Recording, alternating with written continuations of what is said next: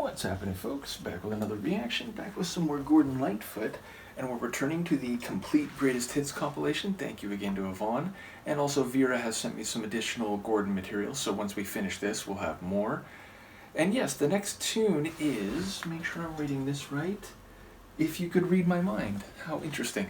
But yes, I feel like it's part of a larger conditional statement, if you could read my mind, then such and such. Now, obviously, the second half of that could vary greatly, but in many cases, I imagine the second part of the conditional would be, you would understand why I did what I did, or you'd be supporting me, or you would be part of this endeavor, or at the very least, you wouldn't think that I've done something bad or that I have malintent. I feel like it's a suggestion of understanding if one could be inside your mind, if one could read your mind. So in that regard, there is, I suppose by implication, a disconnect, a misunderstanding, suspicion, doubt that the other person might be feeling, and so the narrator is saying, well, if you could read my mind, you would know that's not true, or you would know there's nothing to worry about. So yeah, it feels like a particular moment in time, though again, exactly what that moment entails would depend on the full conditional, which we don't get in the title, though I will be on the lookout. Let's give it a listen. This is Gordon Lightfoot. The tune is If You Could Read My Mind, and it's included in his complete greatest hits compilation.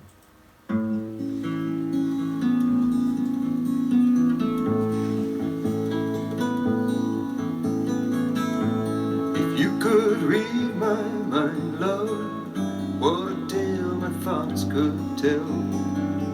Just like an old-time movie about a ghost from a wishing well, in a castle dark or a fortress strong, with chains upon my feet.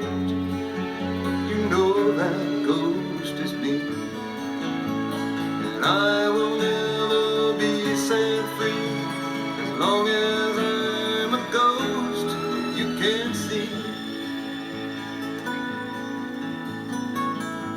If I could read your mind, love, what a tale your thoughts could tell. Just like a paperback novel, the kind the drugstore sells. When you reach the part where the heartaches come, the hero would be me. Heroes often fail. You won't read that book again because the ending's just too hard to take.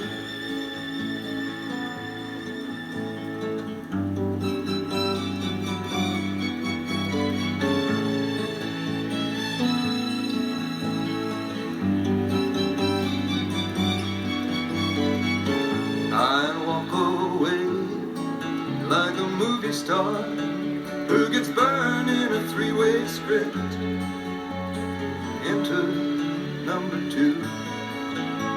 A movie queen to play the scene of bringing all the good things out in me.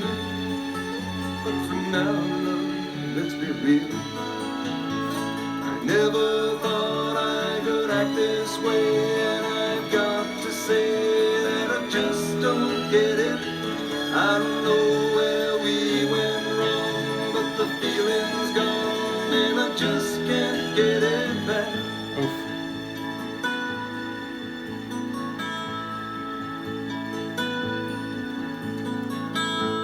If you could read my mind, love, what a tale my thoughts could tell. Just like an old-time movie about a ghost from a wishing well, in a castle dark or a fortress strong, with chains upon my feet. The story always ends. If you read between the lines, you'll know that I'm just trying to understand the feeling that you like. I never thought I'd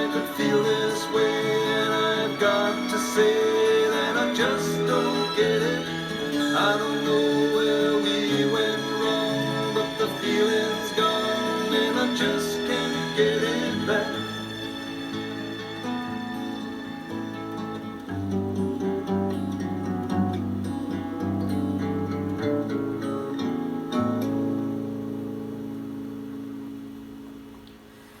He really is a lyrical storyteller. So, number one, I'll comment on the sonics. Obviously, acoustic guitar again, which feels like it's, if not the central element of his music sonically, it's certainly a recurrent feature in a number of tunes.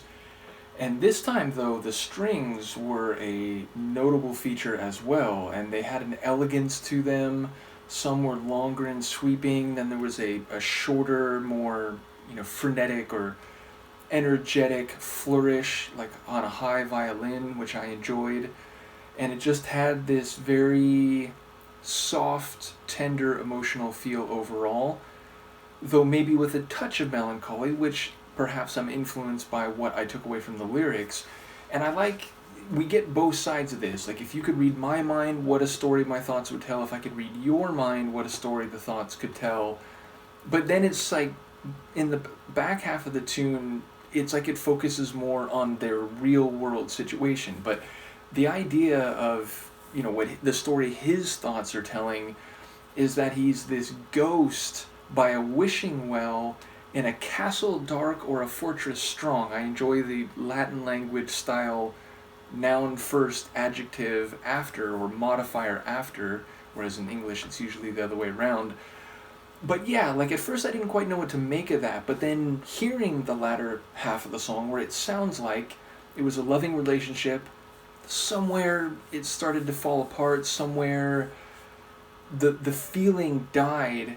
But it's interesting because it's like he's saying, like, he's by a wishing well, he's chained there, so he can't follow her anymore. He can't go with her, but he's still, trying to hope, like a wishing well. You throw a hope or a dream into the wishing well, and so the story goes, or so the belief goes, is that, somehow that tells the world what you want, and maybe it'll be more receptive to making that happen. It's, wishing on a prayer, if you will, that something could change.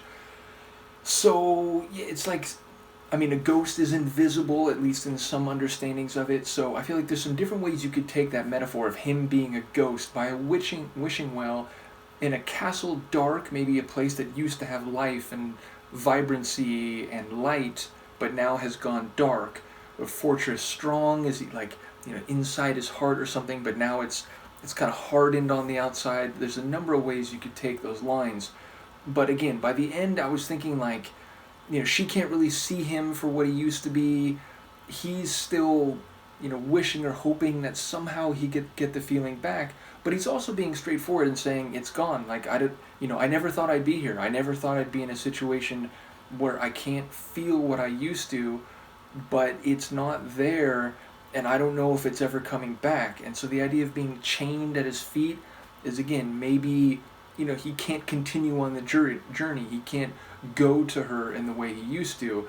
Now her side, what he's saying, like, is maybe in the thoughts, in the story in her mind, I'm less sure about, but it's, like a Pulp Fiction novel that they sell at drugstores, but then he's saying, that when it gets to the sad parts with the hero, well, that's me, obviously, and I know you probably can't read the end anymore because it's such a sad story. So it's like, he's maybe saying that she thought it was the perfect story and so on, and he was the hero, and they were going to kind of ride off into the sunset together, but it didn't turn out that way, and it sort of turned, and the ending is a tragic ending. It's, sort of Shakespearean, and now maybe she, and by extension maybe he, if he's thinking this is her thoughts, that she can't bear to think about the way the story turned out because it's just all too sad.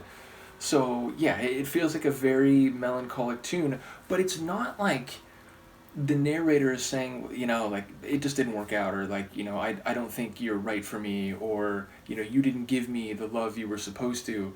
And it sounds like he's even saying, I wish I still felt what I did before, but I can't. It's not there, and I just don't know if it's going to be here. So it's a lament, and also, again, a melancholic articulation of where they are in real life, maybe what both of them are thinking, maybe the idea that they can't quite communicate these ideas, but he's saying, if you could read my mind, you'd understand where I am psycho-emotionally, and if I could read your mind, I'm guessing I have a sense for where you'd be as well. So yeah, like a very visual, poetic, and deeply emotional story. And maybe I'm not getting all the details right, maybe I'm missing something, maybe some of the metaphors that I'm thinking about are not actually what was meant by some of those more poetic lines. But yeah, an incredible tune, and once again, his artistry as a singer-songwriter is incredible. And indeed, as a singer, I should point out, his vocals are in a really good place here. They're not,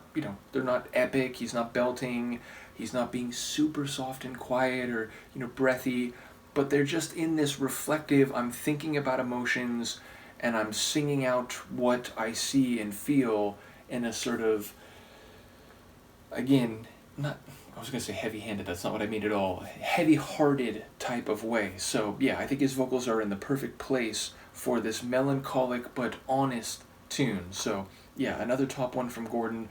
Very much looking forward to exploring more from this rightly, I think, famous artist, which I'm only getting a sense for his actual material now after having some vague sense of who he was for many years. So very much appreciate that. Thank you again to Yvonne for the CD. Do let me know what you think of the tune. I'll see you for the next one. Peace.